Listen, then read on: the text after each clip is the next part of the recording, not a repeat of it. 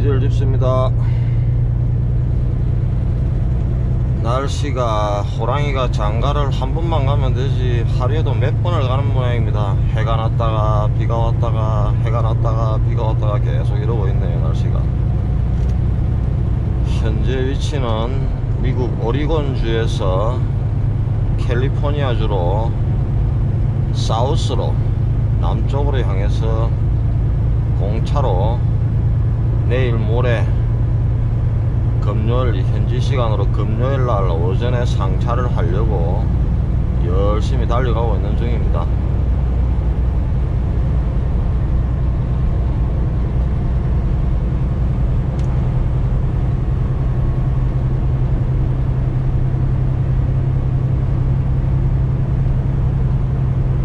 저 맞은편에는 먹구름이 꽉 끼어있는 거 보니까 비가 좀 많이 오는 모양이네요.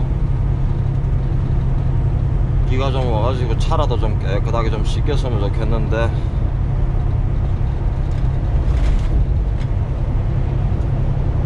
이번 영상은 앞번에 제가 캐나다에 왜 오냐고 해가지고 그런 식으로 제목을 붙여가지고 캐나다에 오실 때 준비하셔야 될 과정, 그리고 오실 때 어떤 목적으로 오셔야 되는가 하는 그 영상을 한번 올려드린 적이 있습니다.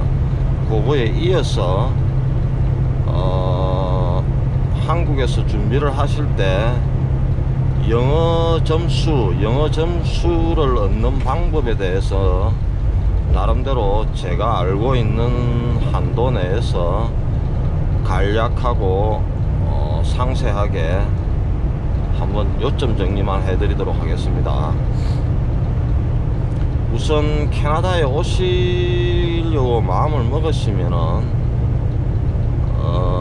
우선 비자 종류가 몇 가지 있습니다. 그런데 흔히 가장 많이 하는 게 만 30세, 나이가 만 30세 미만이신 분들은 워킹 홀리데이 비자라 하는 게 있습니다. 지금 아마 1차 접수는 끝났을 거고 매년 1월달 하고 6월달에 2회에 걸쳐서 모집을 하는데 그 비자 문제는 설명을 하자면 조금 길니까요. 다음에 따로 또 한번 말씀드리기로 하고, 워킹 홀리데이 비자든 아니면 일반 비자로 오셔가지고 영주권을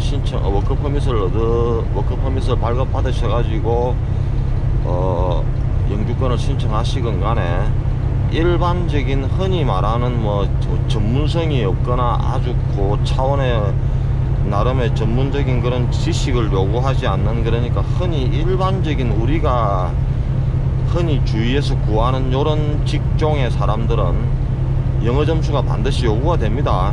2013년도부터 제가 변경됐다고 말씀드렸죠.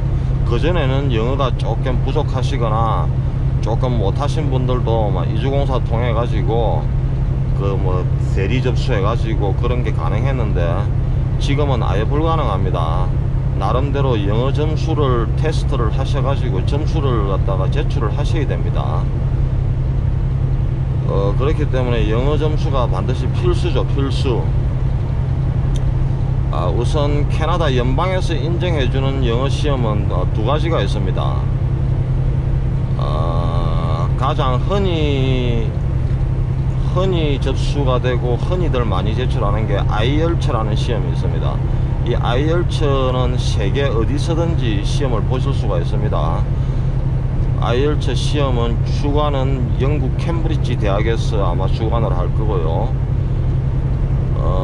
IELTS 시험의 목적에 대해서는 제가 앞번 편에서 잠깐 말씀을 드렸었는데 영어를 모국어로 쓰지 않는 나라 사람이 캐나다 영국 문화권에 있는 나라로 이민이나 대학교 편입을 준비를 할 때 그 사람의 영어 수준을 나름대로 레벨을 테스트하는 그런 시험입니다. 시험 종류는 아카데미가 있고 제네랄이 있습니다. 아카데미는 말 그대로 대학생들이 한국 대학에서 예를 들면 캐나다 어떤 토론토 대학으로 편입을 준비한다 자, 그럴 때 그 사람의 나름대로 뭐 수준이나 자격 요건을 일단 제출을 해야 될 거 아닙니까? 그죠? 그럴 때 보는 게 아카데미고, 그리고 이제 일반적인 사람들이 우리가 이제 뭐 흔히 그 학교하고 상관없이 이주를 목적으로, 영주권을 목적으로 신청을 할 때는 제네랄이라는 그런 또 시험이 있습니다. 그래서 시험 접수를 하실 때 제네랄이냐 아카데미냐 그걸 구분해 갖고 접수를 하십니다. 시험 난이도는 뭐 다 거기서 거기입니다. 뭐 어떤 분은 아카데미가 쉽다, 어떤 분은 뭐 제네랄이 쉽다 그러시는데, 제가 앞분 편에서도 말씀드렸지만은 또 어느 정도 뭐 기본이 있으신 분이라야 쉬운지 어려운지도 구분이 가능하기 때문에 어느 게 쉽고 어느 게 더 어렵다고 말씀을 드리기는 뭐 그렇고요. 그리고 우선 한국에서 IELTS를 알아보시려고 하시면은 IELTS 네이버에 가셔갖고 한글로 IELTS 시험 일정 이렇게 검색하셔도 될 거고, 영어 스펠링은 IELTS입니다. IELTS IELTS 시험 접수 뭐 이런 식으로 검색하셔도 될 거고, 서울에는 시험이 많은 걸로 알고 있습니다. 한 달에 한 서너 번 정도 시험이 있는 걸로 알고 있고요. 주중에도 시험이 있고, 주로 주말, 그러니까 토요일 일요일에 시험을 많이 봅니다. 저는 뭐 직장인들이나 그런 분들이 시험을 많이 준비를 하기 때문에. 부산도 한 달에 한 두세 번은 있는 걸로 알고 있습니다. 저 같은 경우는 부산에서 시험을 봤는데, 서울 부산을 제외한 나머지 조그마한 지방의 소도시들에서도 IELTS 시험이 가능한지는 모르겠습니다. 그거는 뭐 한번 알아보셔야 되겠고, 우선 시험 접수는 인터넷으로 온라인으로 합니다. 한국에서 아마 IELTS 시험을 주관하는 그런 대행사가 있을 겁니다. 거기에 홈페이지에 접속을 하셔가지고 개인적인 신상 정보를 대충 이렇게 입력을 하신 다음에 온라인으로 카드로 시험 접수비를 내고 나면은 시험 아마 접수증을 인쇄가 출력이 가능할 겁니다. 그걸 출력해 가지고 시험 당일날 그걸 가지고 가서 제출을 하고 그렇게 시험을 보시는데, 이게 시험 접수비가 조금 있는 편입니다. 제가 2013년도인가 그때 시험을 봤었는데, 그때 제 기억으로 15만원인가 17만원인가 정확하게 기억이 안 나는데, 아무튼 막 그 정도 수준입니다. 뭐 조금 비싼 편이죠. 15만원에서 17만원 정도를 했던 것 같습니다. 우선 요금을 딱 지불하고 나면은 시험 접수증이 출력이 됩니다. 그러면 그 접수증을 가지고 시험 당일날 그 시험 장소를 딱 찾아가시면은 접수증하고 신분증을 딱 이렇게 제출을 할 겁니다. 그러면은 그 자리에서 본인 사진을 딱 찍습니다. DSLR 카메라로. 그 사진 찍는 사람이 따로 있습니다. 사진을 딱 찍어 가지고 그때 찍은 그 사진을 시험 보시고 나면은 한 달 내로 시험 성적표가 주소지로 이렇게 배송이 되어 오는데, 그 시험 성적표 맨 위에 그 사진을 딱 이렇게 붙여 갖고 사진 위에다 도장을 꽉 이렇게 찍어 가지고 그래 가지고 옵니다. 그렇기 때문에 대리 시험이나 그런 게 아예 불가능하겠죠. 그리고 이제 본격적으로 이제 시험 그 과정에 대해서 이제 말씀을 드려볼게요. 시험은 총 4교시로 구분이 됩니다. 4교시로 구분이 되는데, 1교시가 리스닝입니다. 리스닝. 듣기 시험이죠. 듣기 시험인데, 헤드셋을 끼고 하는가? 헤드셋을 하나씩 이렇게 헤드셋이 아마 다 설치가 되어 있을 겁니다. 헤드셋을 끼고 시험지에 보면은 그림이 꼭 그 유치원 애들 그림책 보듯이 큼지막한 그림이 하나씩 있습니다. 그 그림 하나당 문제가 한 4~5개씩 그런 식으로 나오는데, 그 그림이 아마 한 4~5개 그래가지고 문제가 한 20문제 정도 나올 겁니다. 아니다, 뭐 20문제인가? 아무튼 그런데 그 그림 밑에 그 그림 밑에 1번 문제, 2번 문제, 3번 문제, 4번 문제까지 있다고 예를 들어 갖고 말씀을 드리면, 1번 문제에 대한 그 실문도, 문제 자체도 시험지에는 하나도 안 적혀 있습니다. 1번에 정답 A, B, C, D 이래가지고 그 중에서 하나 체크만 하게 그렇게 되어 있습니다. 자, 그 다음에 그 문제 실문을 어디서 듣느냐, 전부 다 헤드셋으로 다 알아들어야 됩니다. 그 앞에 예를 들어 그림에 대해서 간략하게 그 설명을 해줍니다. 헤드셋을 끼면은. 지금 뭐 예를 들어 가지고 예를 들어 철수가 영희한테 꽃을 사가지고 프로포즈를 하는 그런 장면이다. 뭐 그래가지고 바깥에는 예를 들어 갖고 뭐 눈이 오고 있거나 그러면은, 아무튼 뭐 그런 그림을 그려놓고, 지금 뭐 현재 철수가 영희에게 프로포즈를 하는 날씨는 어떤가요? 하고 그 이제 예를 들면 예를 들어서 말씀을 드리는 겁니다. 아무튼 그러면은 그 이제 그림의 바깥에서 이렇게 눈이 오는 모습이 이렇게 그림이 그려져 있으면은, 예를 들어 갖고 뭐 눈이 온다에 체크를 하시는 거고, 2번 문제는 뭐 철수가 뭐 무슨 꽃을 선물했느냐, 장미냐 국화냐, 이제 뭐 그런 것도 그림을 보고 이해를 하셔가지고 1번 장미, 2번 국화, 3번 튤립 그런 식으로 놓으면은, 장미 같으면은 1번 장미에 체크를 하시는 그런, 아무튼 그런 과정입니다. 그렇다 보니까 말 그대로 듣기 시험입니다. 듣기. 모든 걸 헤드셋에서 나오는 대로 설명을 이해를 하고, 거기서 묻는 그런 뭐 답을 체크를 하시는 그런 문제입니다. 그게 리스닝이고, 그게 끝나고 나면 2교시는 이제 그래마입니다. 그래마. 문법이죠. 문법인데, 저 같은 경우는 문법으로 이해를 하시면은 굉장히 어려울 겁니다.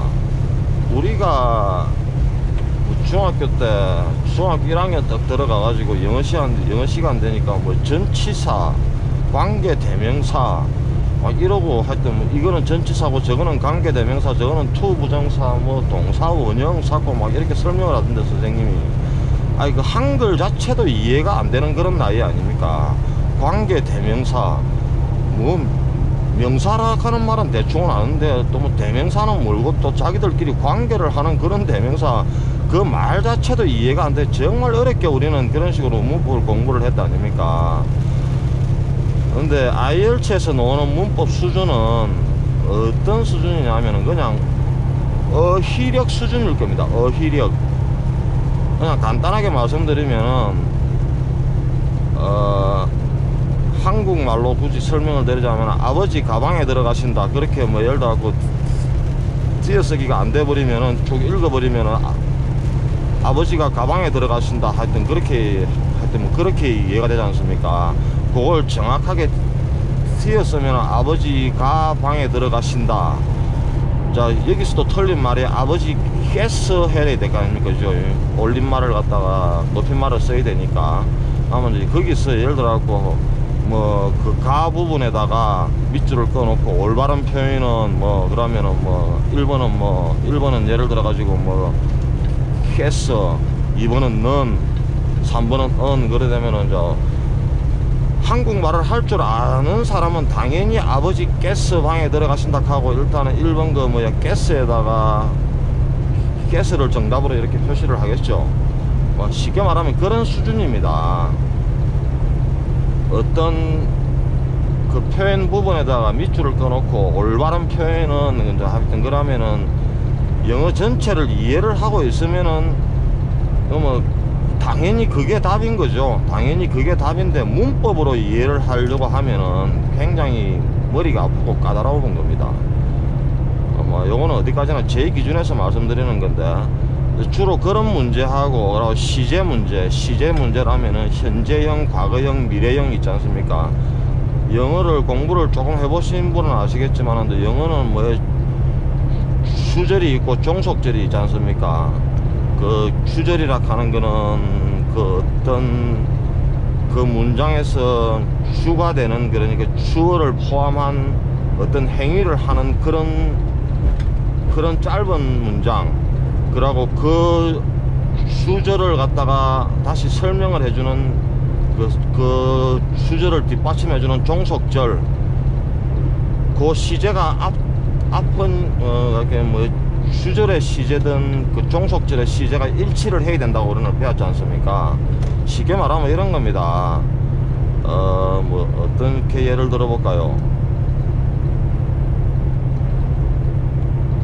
나는 어제 밥을 먹었다, 이렇게 예를 들어갖고 그렇게 설명을 할 건데, 어제라 하는 그러니까 분명한 시간이 딱 표시가 되어 있다면, 어제라 하는 그러니까 과거라 하는 그런 시험을 그런 문장이 딱 표시가 되어 있지 않습니까? 그러면 어제니까 밥을 먹었다가 딱 맞는 거지 않습니까? 그런데 그 뒤에는 예를 들어 밥을 먹을 것이다, will have some dinner, 그런 식으로 해놨으면은 거기서 will이라는 미래 시제가 이렇게 잘못된 거죠, 그죠?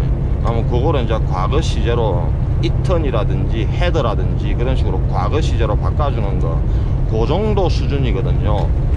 그 정도 수준이기 때문에 문법은 너무 그렇게 머리 아프게 그렇게 주절, 주어, 목적어, 동사, 보어, 사코 막 그렇게 학문적으로 파고드시지 마시고 영어 전체 맥락을 이해를 하십시오. 제가 지금 드리는 말씀이 좀 이해가 좀 잘 안 됐을 수도 있는데, 아무튼 문법은 그렇습니다. 그래갖고 문법 시험을 보시고 이제 그 2교시 그래마를 보시고 나면은 3교시는 라이팅입니다. 라이팅이라고 이제 쓰기 시험이죠. 거기에 쓰기에 어떤 그 조건이 달리는가 모르겠는데, 대충 그 쓰는 단어를 200단어 이상을 포함해 갖고 작문을 하시오 하는 그런 지문이 있는지는 모르겠는데, 아무튼 큰 시험지 안에 A4 용지만큼 이렇게 가로 세로 선을 꺼 가지고 네모잡이 칸을 딱 만들어 놨습니다. 그러면은 그 칸 안에다가 이제 자기가 이제 그 생각하는 바를 이렇게 쭉 이렇게 서술을 해 나가는 그런 방식인데, 쉽게 말하면은 영문으로 아주 간략하게 편지를 한 통 쓰신다 생각하시면 됩니다. 어렵게 생각하실 거 없고요.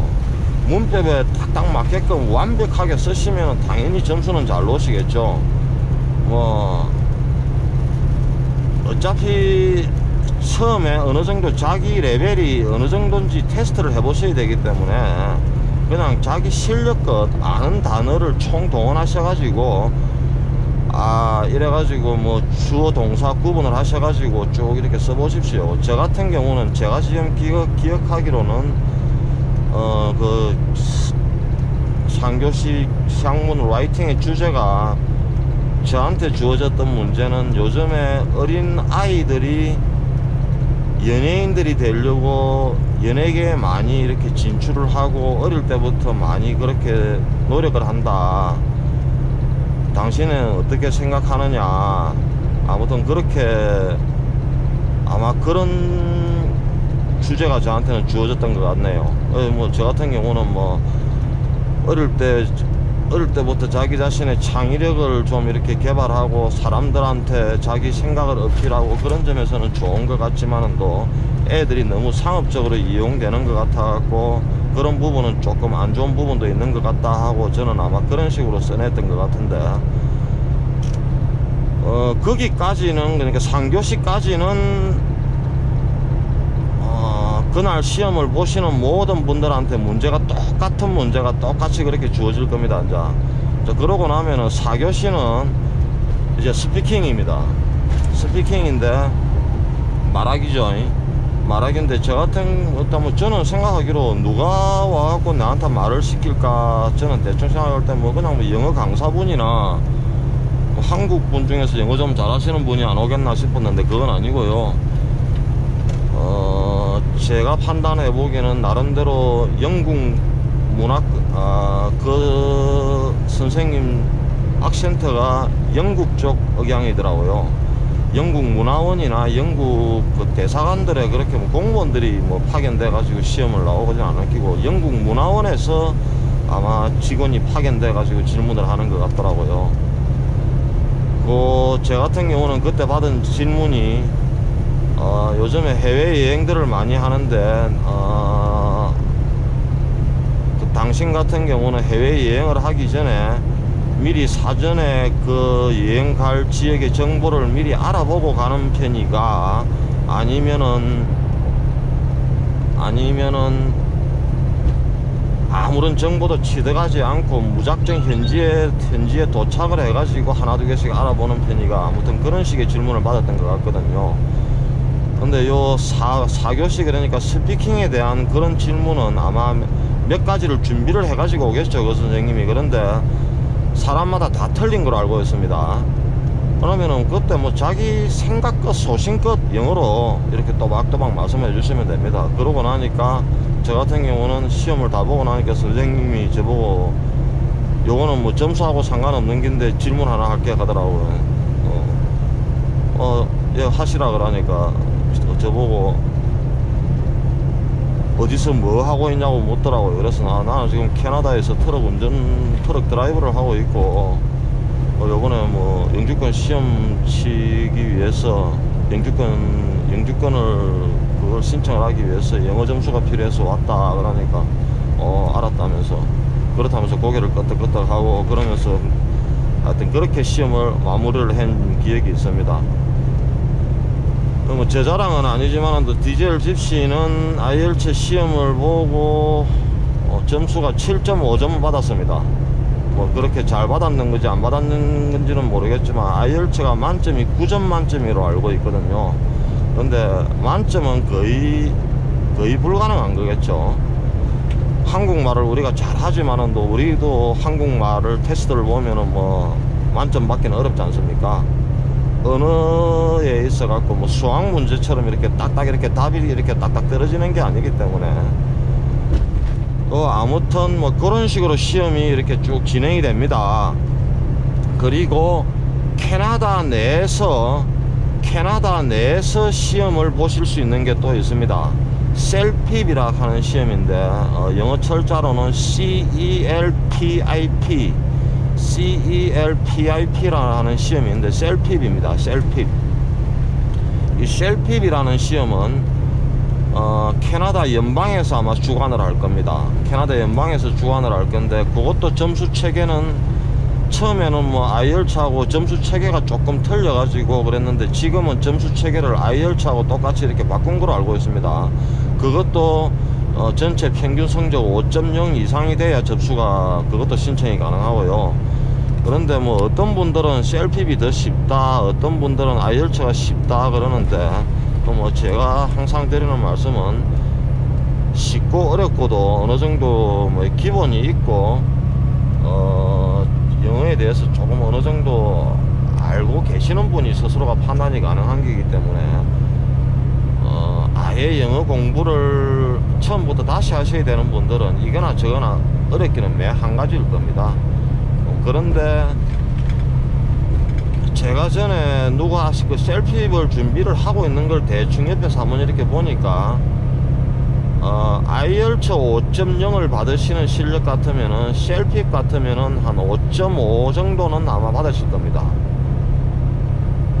그러니까 뭐 나중에 한국에서 그러니까 준비를 하실 때 한 3.5 정도 3.5 정도만 나오시면은 제가 이제 준비를 해보시라 했지 않습니까?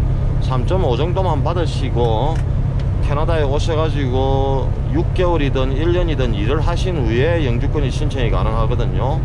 그러면은 그때 6개월이든 1년이든 캐나다 현지에서 직접 일을 하시면서 이렇게 부딪히시다 보면은 1.5 정도는 충분히 실력을 더 향상하실 수 있지 않겠나 하는 그런 마음입니다.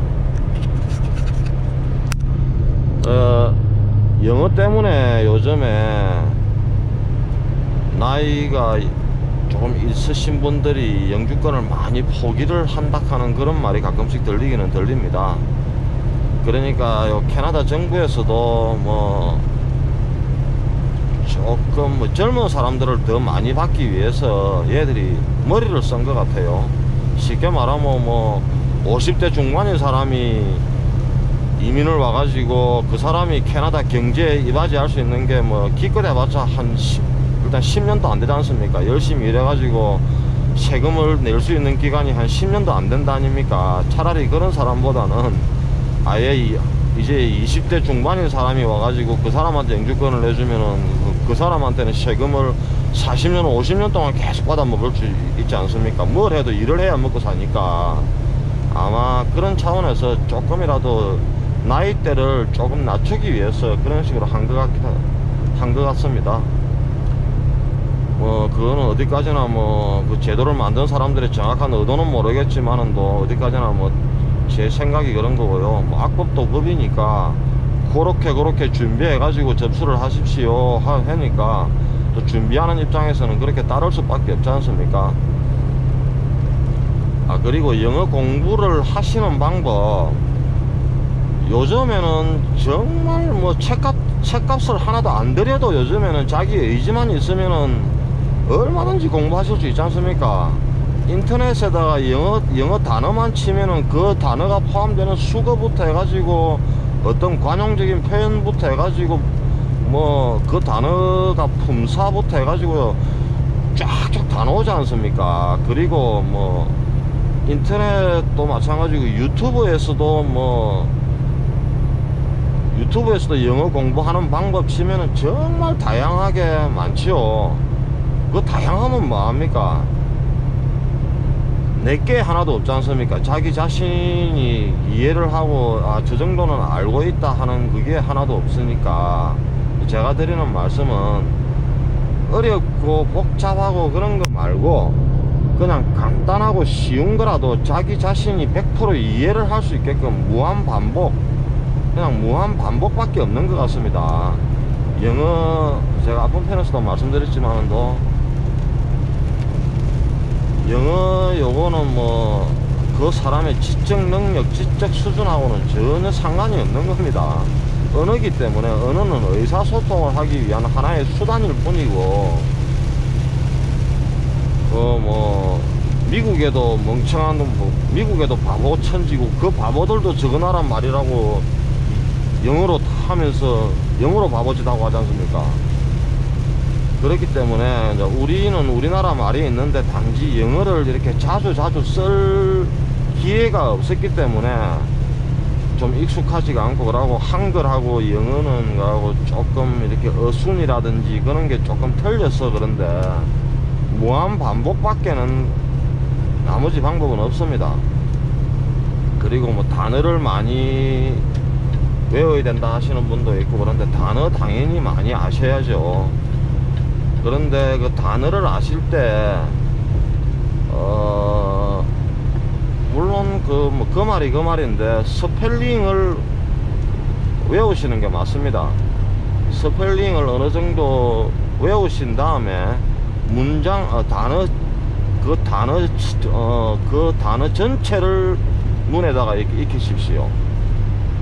쉽게 말하면 모닝 같으면 morning 그게 입에 탁탁 이렇게 익으실 수 있도록 눈에 익으실 수 있도록 계속 그렇게 무한 반복을 하시는 수밖에 없습니다. 예를 들어 가지고 morning라고 하고 morning이라고 적어 놓은 그걸 딱 쳐다보시고 저게 무슨 말이지 morning 그런 식으로 읽기 시작하시는 그런 분들은 아직까지는 노력이 더 필요하신 분들입니다.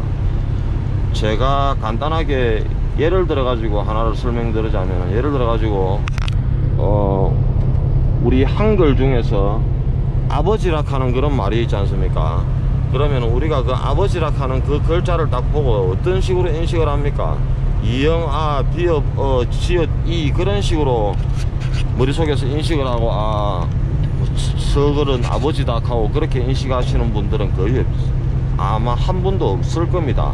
그냥 아버지는 아버지 그 자체를 딱 보자마자 아, 저 말은 아버지 하고 그런 식으로 우리가 인식을 하지 않습니까? 그러니까 문장 단어 전체를 눈에다가 익히시고, 그리고 그게 이제 조금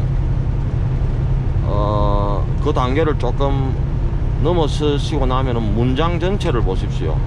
문장 전체를 예를 들어 가지고 어떤 한 문장을 자기 머릿속에다 넣고 그 문장에다가 단어를 바꿔 가지고 응용을 해 가지고 다른 문장으로 이렇게 만들 수 있는 그런 노력, 그런 게 많이 필요하겠죠. 싶대고, 제가 뭐 영어 강사도 아니고 다른 사람을 가르쳐 본 그런 경험도 없습니다. 제가 지금 이렇게 간략하게 설명을 드리는데도 제가 드리는 설명이 이해가 되시는 분들도 있고 아마 이해가 안 되시는 분들도 있을 겁니다. 뭔 말을 하는지. 그러니까 뭐 영어는 다른 방법이 없습니다. 그냥 어차피 우리나라 말도 아니고 우리 머릿속에는 굉장히 생소한 거기 때문에 무한 반복을 하시는 수밖에 없습니다. 어린 애들이 처음에 엄마 뱃속에서 나와가지고 엄마 아빠라는 말을 하기 위해서 엄마 아빠가 엄마 아빠를 말을 갖다 여러 수백 번 수천 번을 반복을 하지 않습니까? 그러면은 그 애가 그 말을 언제 수백 번 수천 번 듣다 보면은 자기도 모르게 엄마 아빠 하고 이렇게 입을 서서히 이렇게 떼기 시작하듯이 그 과정하고 똑같다고 생각하시면 됩니다.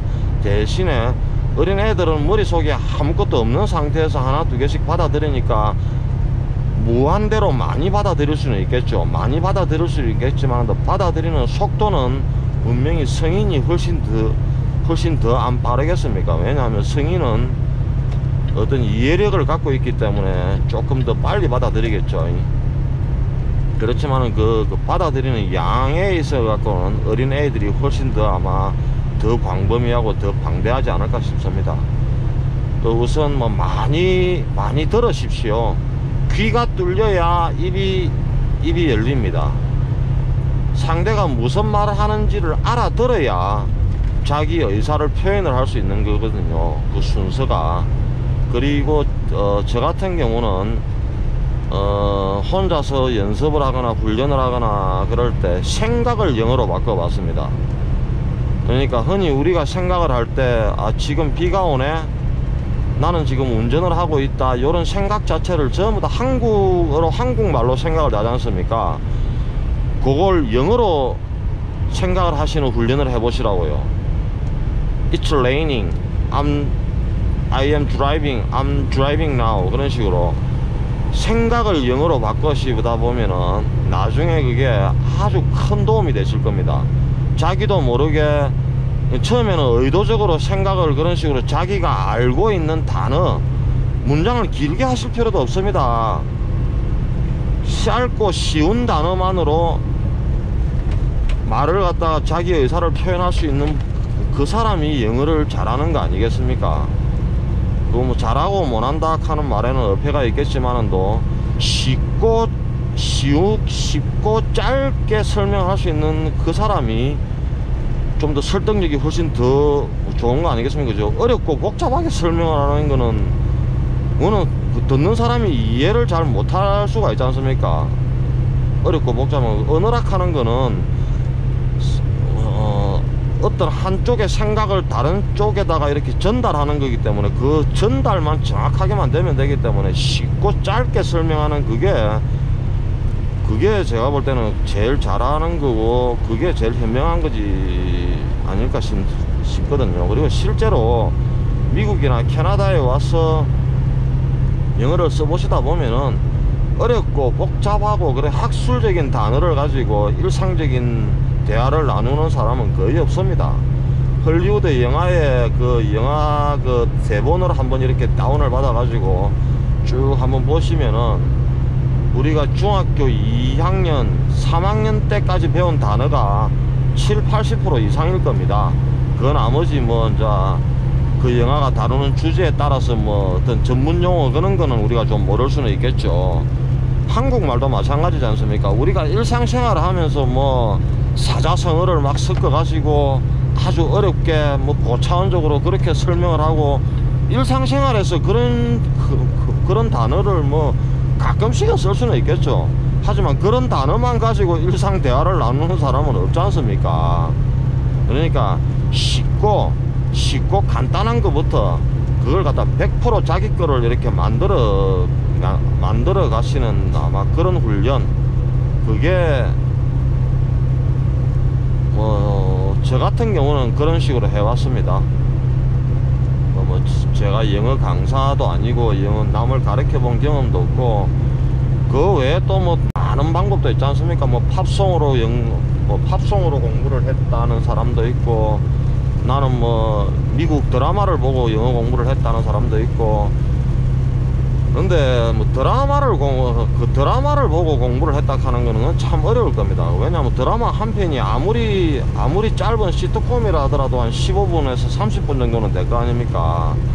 흔히 우리가 제가 지금 찍어 올리는 유튜브 이번 영상도 조금은 많이 이렇게 긴 편인데, 예를 들어 가지고 15분짜리를 50번을 반복해서 보라 하면은 그거는 참 어지간한 의지력 가지고는 어렵거든요. 그렇지만 또 1분짜리를 100번 반복해서 들어봐라 하면은 그거는 어지간하면 가능할 겁니다.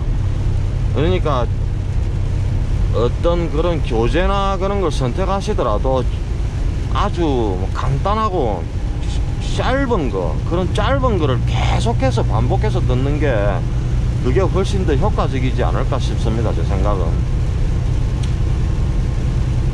뭐 영어도 잘 할 줄도 모르는 놈이 주저리 뭐 이만큼 한답시고 뭐 저 잘난 체를 하는 건 아닙니다. 혹시 그런 오해를 하시는 분들은 오해는 조금 자제해 주셨으면 좋겠고요.